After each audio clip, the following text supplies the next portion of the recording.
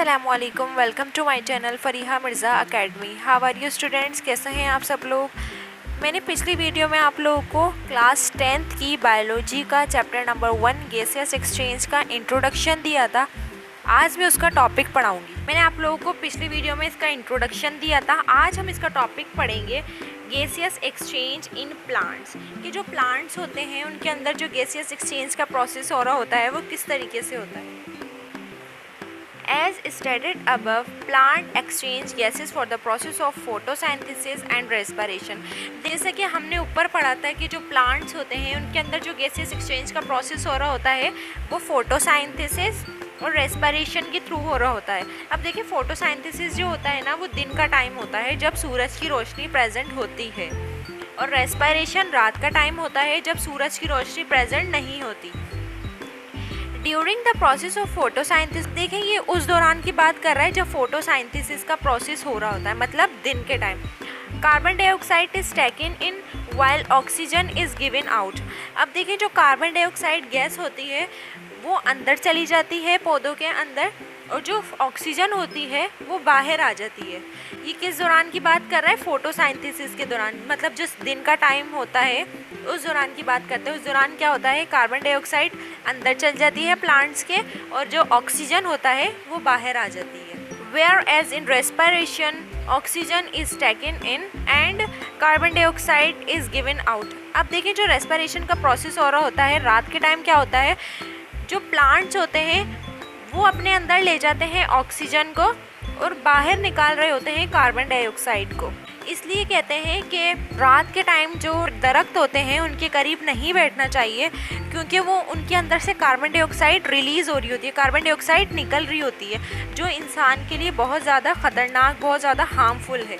During day time green parts of the plants carry out for the process of photosynthesis to prepare complex food molecules, organic molecules by utilizing simple molecules such as carbon dioxide gas and water। अब देखिए students, इस दौरान क्या होता है, जो दिन का टाइम होता है, जो ग्रीन कलर के पार्ट्स होते हैं प्लांट्स के, उनके अंदर जो प्रोसेस चल रहा होता है वो फोटोसाइंथेसिस का चल रहा होता है, और वो तैयार कर रहे होते हैं फूड मॉलिक्यूल्स को, जिन्हें ऑर्गेनिक मॉलिक्यूल्स भी कहते हैं।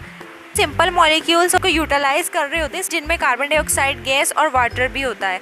अब देखिए, जो सिंपल मॉलिक्यूल्स होता है इसका क्या मतलब हुआ? सिंपल मॉलिक्यूल्स कहते हैं वो एलिमेंट होते हैं जिनके पास एक या दो एटम हो, मतलब वो एलिमेंट जिनके पास सिर्फ एक या दो एटम हो। तो ये एक या दो एटम्स जो होते हैं ये कार्बन डाइऑक्साइड गैस और वाटर, इन दोनों के पास होते हैं, ठीक है। तो इसे कहते हैं simple molecule. During this process carbon dioxide gas is taken in while oxygen gas is released as by product is given out। इस प्रोसेस के दौरान कार्बन डाइऑक्साइड वो अंदर चली जाती है, और जो ऑक्सीजन गैस होती है वो बाय प्रोडक्ट बनती हुई, रिलीज़ करती हुई बाहर आ जाती है। सारा जितना भी प्रोसेस हुआ ये फोटोसाइंथेसिस का प्रोसेस हुआ। जब सूरज की रोशनी प्रेजेंट होगी तो ये वाली प्रोसेस चलता है, ठीक है। यहाँ लिखा है respiration on the other hand take place in all living cells. अब जो रेस्पिरेशन, जो सांस लेने का अमल होता है ना, वो तमाम सेल्स जो होते हैं ना, जिंदा सेल्स, उनके अंदर होता है। It is a process in which food is oxidize to release energy. जो प्रोसेस होता है ना रेस्पिरेशन, अब इसके अंदर ये होता है, जो फूड्स होता है, जो खाना होता है, खाते हैं तो उससे हमें एनर्जी मिलती है, और उससे हम ऑक्सीजन, उससे हम सांस ले रहे होते हैं। In aerobic respiration it involves taking in of oxygen and given out carbon dioxide. देखिए, जो प्रोसेस होता है एरोबिक रेस्पिरेशन, इसका क्या मतलब हुआ? ये प्रोसेस जो होता है ना, ऑक्सीजन की मदद से ग्लूकोज को ब्रेक डाउन करती है, उससे एनर्जी प्रोड्यूस होती है। जो ग्लूकोज होता है उसको ब्रेक डाउन माने टुकड़े करना, उसको तोड़ देती है, और उससे जो एनर्जी प्रोड्यूस हो रही होती है। अब ये जो एरोबिक रेस्पिरेशन होता है ना, ये सेल्स होते हैं उसके अंदर होता है प्रोसेस। अब इसमें जो ग्लूकोज को कन्वर्ट किया जाता है ऑक्सीजन और वाटर में, कन्वर्ट करके उनसे एनर्जी रिलीज़ होती है, तो इस प्रोसेस को कहते हैं aerobic respiration.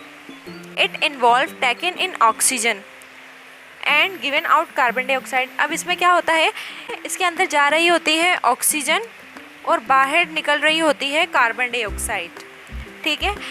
The process of exchange of gases in plant take place mainly through openings called stomata present in leaves। देखिए ये जो प्रोसेस हो रहा होता है प्लांट के अंदर, गैसियस एक्सचेंज का जो प्रोसेस चल रहा होता है, अब इसके अंदर जो ख़ास तौर पे जो मेन किरदार अदा करता है ना, वो स्टोमेटा होता है। और ये स्टोमेटा प्रेजेंट होता है लीफ के अंदर, जो लीव्स पत्ते होते हैं उनके अंदर प्रेजेंट होता है, और इनके थ्रू ये गैसेस एक्सचेंज का प्रोसेस चल रहा होता है। The root and stem to exchange gases for the respiration. और ये जो रूट और स्टेम होते हैं और इनके अंदर जो गैसेस एक्सचेंज का प्रोसेस हो रहा होता है वो भी रेस्पिरेशन से ही हो रहा होता है। ठीक है, तो मैंने आप लोगों को ये दोनों बता दिया कि फोटोसाइंथेसिस में किस तरीके से गैसेस एक्सचेंज का प्रोसेस हो रहा होता है और रेस्पिरेशन के अंदर किस तरीके से हो रहा होता है। अब देखिए यहाँ पर फोटोसाइंथेसिस और रेस्पिरेशन इन दोनों के दरमियान कुछ डिफरेंट बताया है। सबसे पहले लिखा है एनाबॉलिक प्रोसेस और दूसरे पे लिखा है कैटाबॉलिक प्रोसेस। अब देखिए एनाबॉलिक प्रोसेस क्या होता है। अब इसका मतलब ये हुआ ये ना चीज़ों को बना रहा होता है, किसी चीज़ों को बना रहा होता है। अब जैसे छोटे छोटे मॉलिक्यूल्स जो होते हैं उनको मिलाकर ये बड़े मॉलिक्यूल बना लेता है, तो इस चीज़ को कहते हैं एनाबॉलिक प्रोसेस। और कैटाबॉलिक क्या होता है, बिल्कुल इसके अपोजिट होगा।